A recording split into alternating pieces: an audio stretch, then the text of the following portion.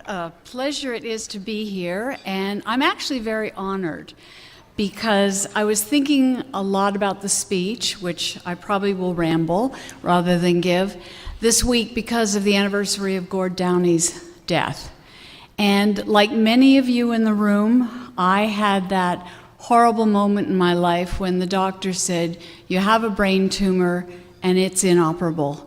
And the joy for me and the good fortune for me is that mine is malignant. I reconnected with friends today. We had a mutual friend who didn't have that same diagnosis, and I miss him enormously, and I think of him often, and today I'm going to dedicate this speech to you, Harold. So, you know my background. I was flourishing in a career that I loved. I was giving a presentation and my head exploded, and they were able to remove the mass of the hemorrhage, but not the tumor itself. And I went through about 5 years where I couldn't work, that the outcome was going to be uncertain. Some of you knew me before, where I wore a patch because the tumor was pressing on my optic nerves, wrapped around my carotid artery. So it was a dangerous place to be and an odd situation to live in. And I became a patient advocate quite by accident because I had been colleagues with a colleague at University Health Network. She said, "Would you come to speak at a conference? We're having a conference on patient-centered care, and we want to get patients to talk." And I said, "Well, it won't all be good," because by then I'd been in the system and I saw things that were different. And she said, no, we want you to come, and you'll be 5 patients, and you'll speak for 25 minutes. And when I got there, the agenda had changed, and I was the last person to speak, and it was there for 5, I was the only patient, and I was going to have 5 minutes at the end. And when I got up to speak, I had papers like this, and I didn't know what to do. So I said, you know, if I were cynical, I'd say to have a conference named this and have all your senior leadership here and have one patient speak at the end, it shows me that you weren't sincere about that and you were ticking off a box. But I'm an optimist, so I'm going to assume I have the last word. And you know what? They put their Blackberries down and they listened, and from that talk where I could talk about how grateful I am to get health care in Canada, and I'm standing here now and talking to you because I've been cared for wonderfully, as grateful as I am about that, there's a lot that could improve. When I sat around those corporate tables at SickKids and Sinai, and we wrestled with big issues and tried to make the right decisions, and we'd have metrics for success. How many people came into emergency? How fast were they seen? Where did they get placed in a bed? When did they come back? Et cetera, et cetera. Those were hard metrics. And then I put on the blue hospital gown, and my whole perception changed of what mattered. My metric was, please treat me like a person. Don't treat me like a case study. Don't treat me like a file number. Don't treat me like a disease. Treat me like the person who has the disease. I mean, I'd once waited for an MRI, and the attendant came out in the waiting room and said, "Brain tumor," and I was shocked. I was shocked. Now, I'm not embarrassed or ashamed that I have a brain tumor. Things happen. But my name is 3 syllables, Judith John, brain tumor. I just didn't understand how you could label someone like that. And it struck me that that's the problem with the system.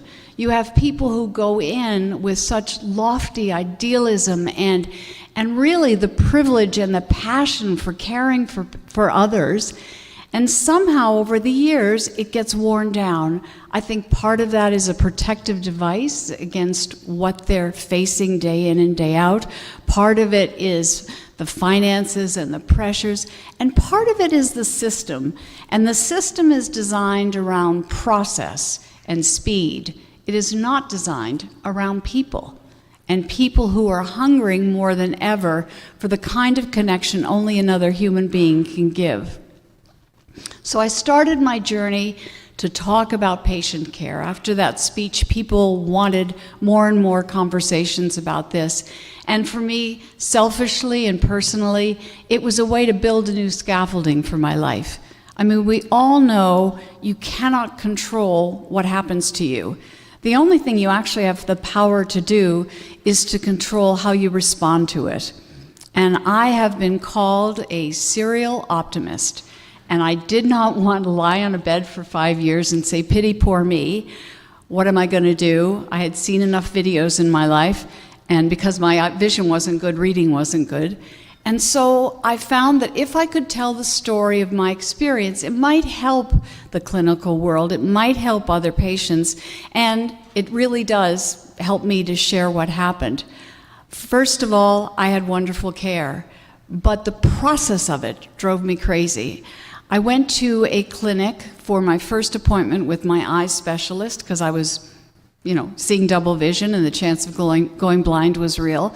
And I got to the waiting room at 1 o'clock for my appointment. Now, I pride myself on being a very patient patient. I understand when they put the sign up that says waiting room, there's a reason, you're gonna wait. And I came equipped with stuff.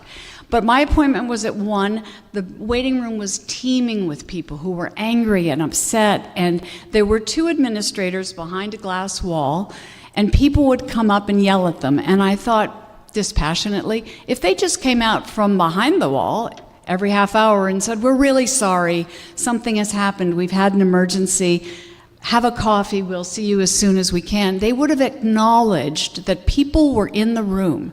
People who were already anxious were getting more anxious, but nobody said anything.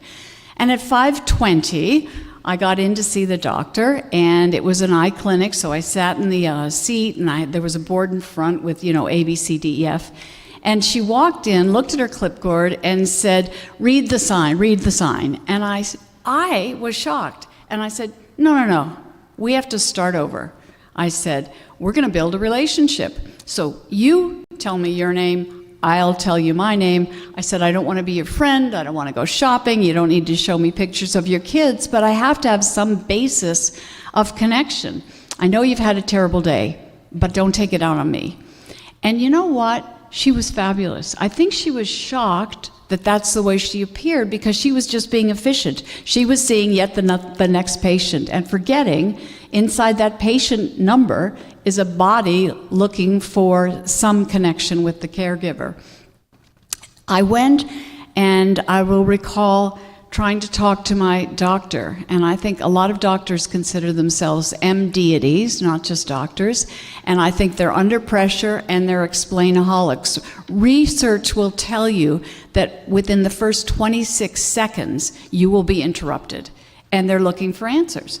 So I was in the pituitary clinic, my MRI was on the back of the wall, and there was a room of 40 people, and I knew nobody but my doctor. And I worked in a teaching hospital, so I figured these were, fellows and students, but nobody introduced themselves, I had no context. And he was saying the tumor has regrown because it had been once removed 5 years before by a transsphenoidal surgery through my nose. And when they were finished with that, the doctor said, we got almost everything, a small particle, but the chances of that regrowing are 1 in 5 million, and that was my lottery that I won. Anyway, he was saying to his group, the tumor will need to be taken out at some point. And I said, can we take it out now, because I'm as young as I'm going to be, and an A-type, let's get this done. And he said, no, we never, ever go into the brain unless we have to, and you'll know when we have to. And I said, will you take it out through my nose again? And at that point, he got a little bit annoyed because I was daring to ask a question about my care while he was daring to give a lecture to these students. And he said, no, you'll need a craniotomy. And then I, kiss of death, I asked the third question and said, well, what's a craniotomy? And he said, it's brain surgery. And I was so hurt because I'm thrilled that he does brain surgery 5 times a day and it's routine for him. I can type a press release that fast. But what he forgot is it's my one brain, my first time, and my God, it was my real fear. And rather than welcome my question and use it as a chance to reassure me, he was abrupt and curt, and I found that offensive and destructive. And I don't think it was intentional. But I think the caregiving often forget that every single interaction counts when you're dealing with someone who's a patient.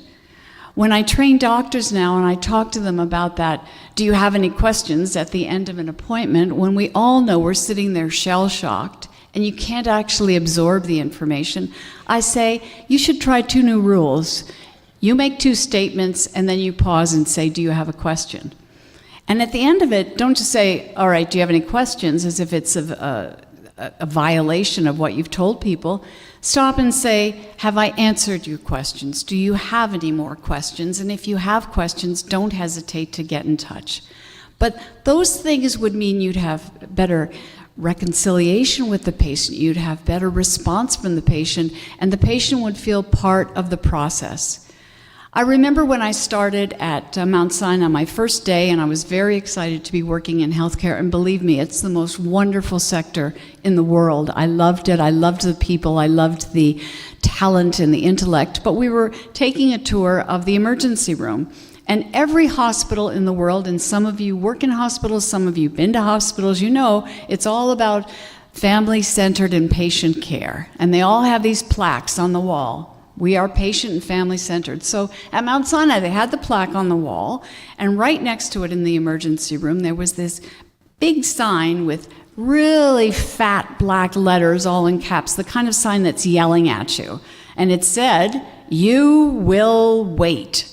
And I was surprised, and I said to my boss, you know what, that's really harsh. Couldn't we soften it? And he said, oh, Judith, don't worry about it. You're only here for communications. And I thought, whoa, it's not your area.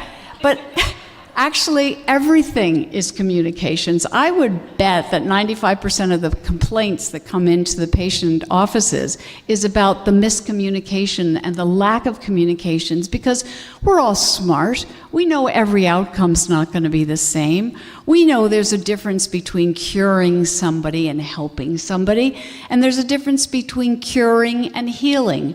And I always relish the clinician who can help you heal, which means being on the journey with you, understanding what you're doing. After 5 years, when nothing was working to stop the growth of the tumor, I got radiation, and I was diagnosed with 6 weeks of fractionated radiation, and I don't have any disclosures. And they took a picture of me being radiated because I was trying to describe it. How many of you here have had radiation? Yeah. So you know it's quite surreal. You're pinned to the table, and but I found the treatment at the hospital that was dedicated to cancer care so remarkably different. I couldn't believe it. I walked in the door the first time. I thought I was going into the Four Seasons Hotel. The doorman opened. He's actually the security guard saying, "I'm sorry you're going through this, but we'll do our best for you."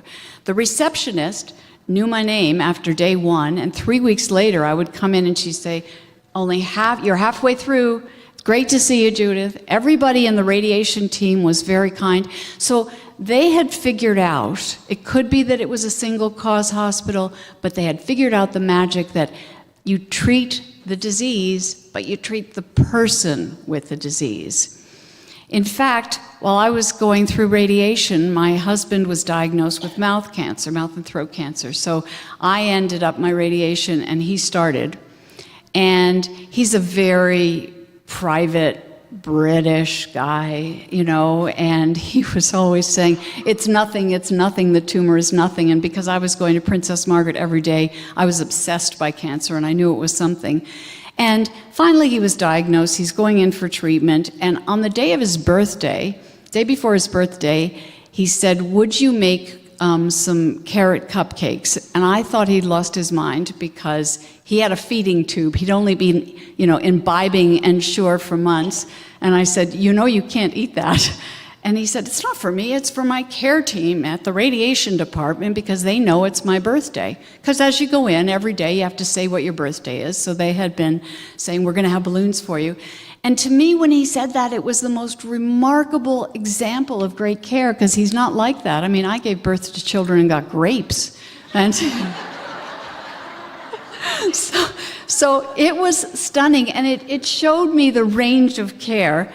Because I was so outspoken and advocate, I became part of the Patients in Care new program at UHN, and so it meant a lot to me to give back, and I had tons of examples, and people would come to me. So talking about good care, when my husband had an MRI, we got a call from his doctor 4 days before he was to go in and meet with him, and my heart sank.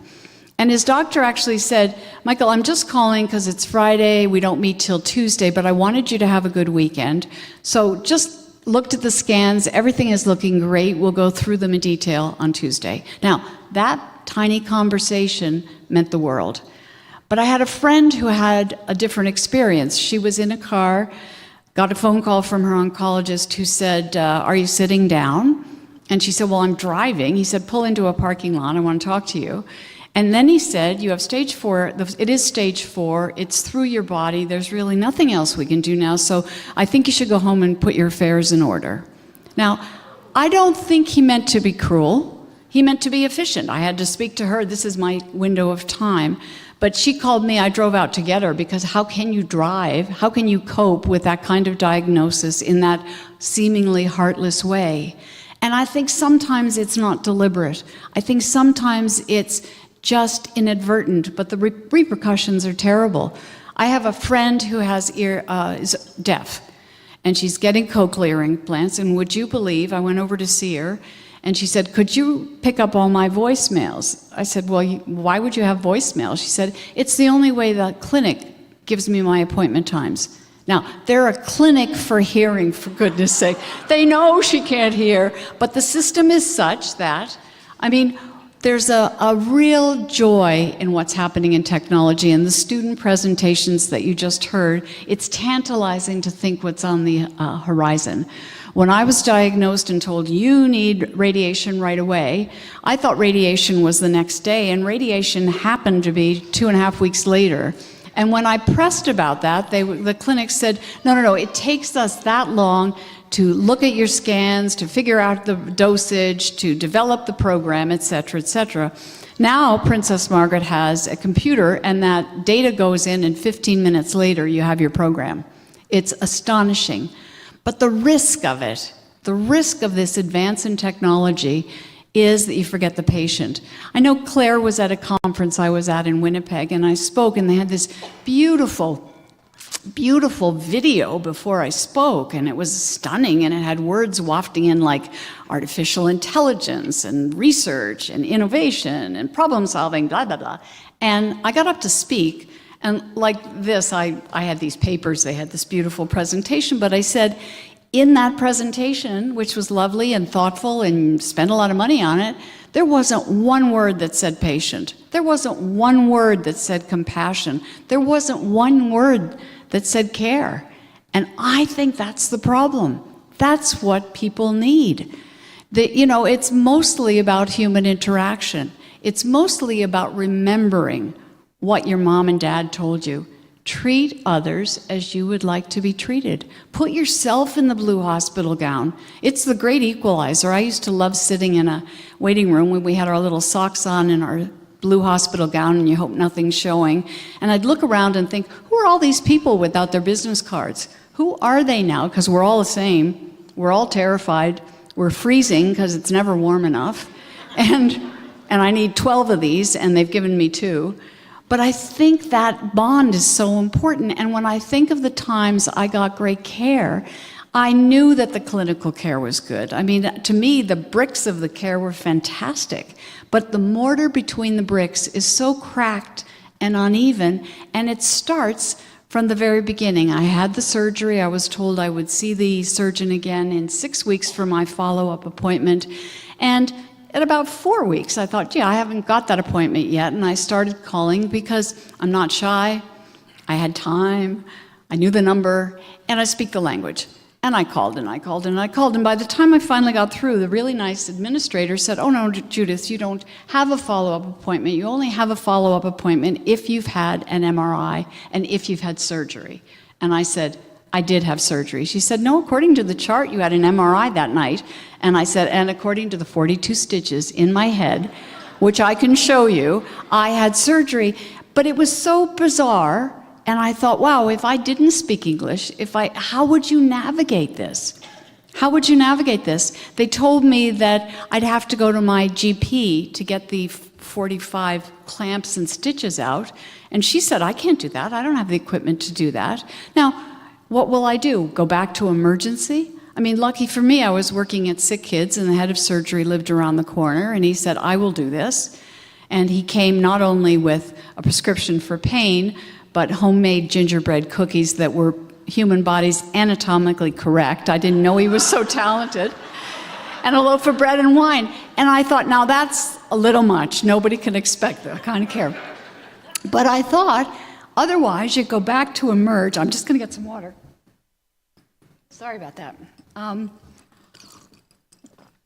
What happens to people who are new to the system, who don't speak the language? The navigation is horrendous and frightening and adds to the stress of an already horrible, horrible situation. I think the defense mechanism of technology drives me crazy. How many of you have been in your hospital room and the doctor, who's too busy to come in, has his machine in front of him to give you your diagnosis?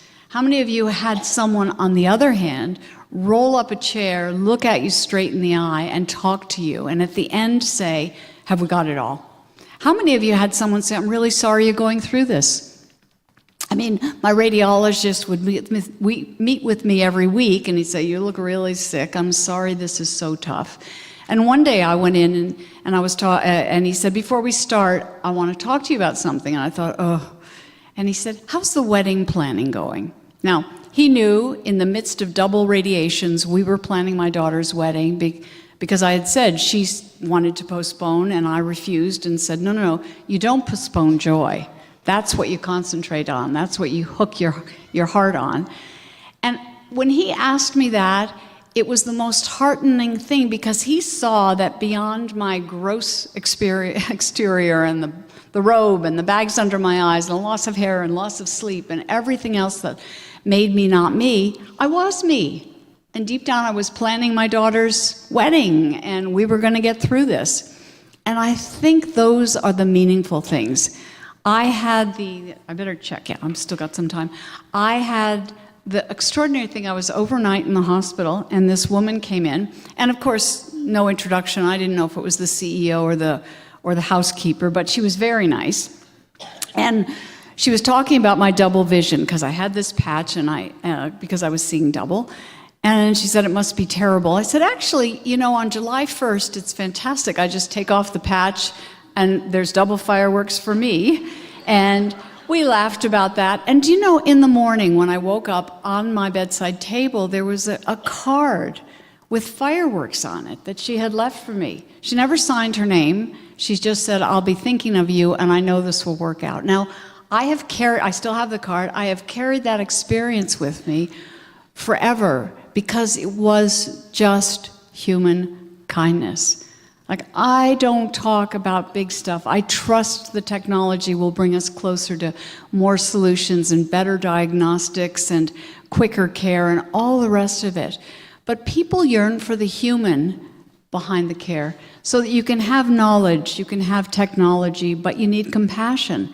Because without compassion, there is no humanity in care.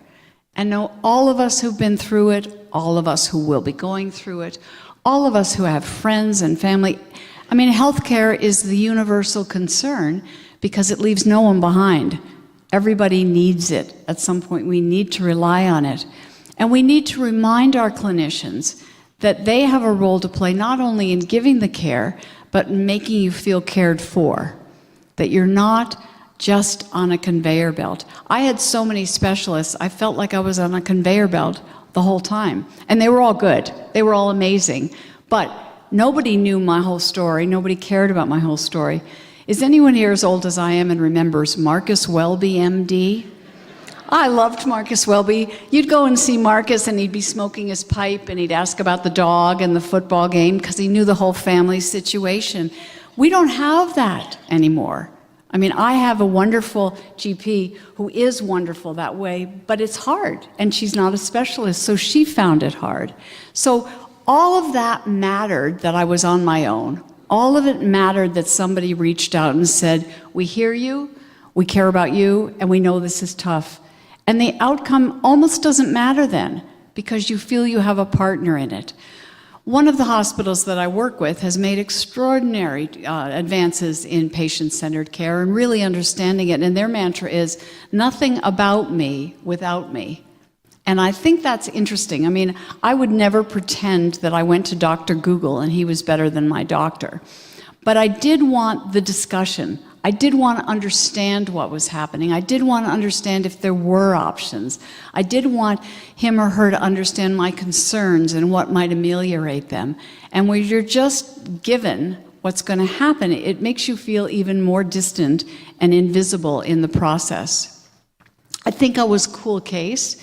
I think it was an interesting MRI. I went to see one of my clinicians, and he had the MRI on screen, and I was sitting right next to him at the desk, and he never looked at me, never. He looked right at the machine the whole time, and I finally said, don't you want to see the packaging? I mean, wouldn't you be just curious to see whose head it is? And I don't think it was mean. I think it was just absorbed and not remembering. I mean, I think every doctor should become a patient for a while, and you'll see what it feels like. And I think every patient has a responsibility to understand what the doctors feel like, because it's not an easy job. I mean, it's not an easy job physically, and it's not an easy job emotionally. You have to deal with people that you know the outcome isn't going to be good. You have to deal with their families at the worst possible moment in their lives. You have to deal with fear. And I think people who want to be doctors often study the sciences all their life. They get into med school because they've studied science. They want to find solutions. They want to have answers. But there should be a stream about communications in training a doctor, because that's where they can make the most immediate difference to a person. It doesn't diminish the science and the knowledge and the training and the intellect, but the emotional part of it is a real factor. Research has proved that if you can improve the communication between patients, the outcomes will be better. And it doesn't mean they have to go in and know about the dog and the birthday and everything else, but it does mean you have to look somebody in the eye when you're talking to them. And there's such simple things to remember. Every bit of what you're talking about, every interaction you have, will have an impact on your patient. I've had the privilege of telling my story. I want to give back to a system that has absolutely saved my life. My husband no longer has the feeding tube. He's now cooking and eating and drinking wine again. I'm able to be productive in my life. My kids have good role models. It wouldn't have happened without Canadian healthcare. It wouldn't have happened elsewhere. But I think if I can do anything to assist the process and help future patients and help future clinicians and help future people figuring out the administrative system, this is what is my passion to do. I will have time for questions, and I want to show you one other picture, because we did have the wedding. It was fantastic. I was very thin. I don't know if I'll ever be able to wear that dress again, I think. But and I'm also a deeply shallow person, so it did matter. But I celebrate that picture because people assumed, my sisters all said, you can't plan a wedding, you can't do this, you have to restore your strength. But it actually gave me strength to be normal, to be worrying about a caterer instead of a hospital visit. And I think life throws you so many curves that are out of your control, and you can only go to your, okay, plan A isn't working, you go to plan B.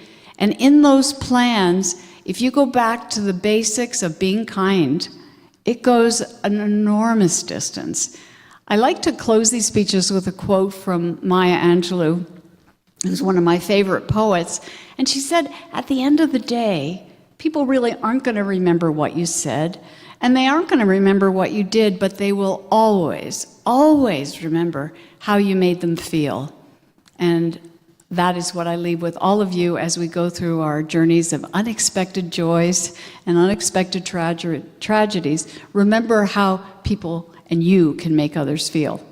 So, thank you.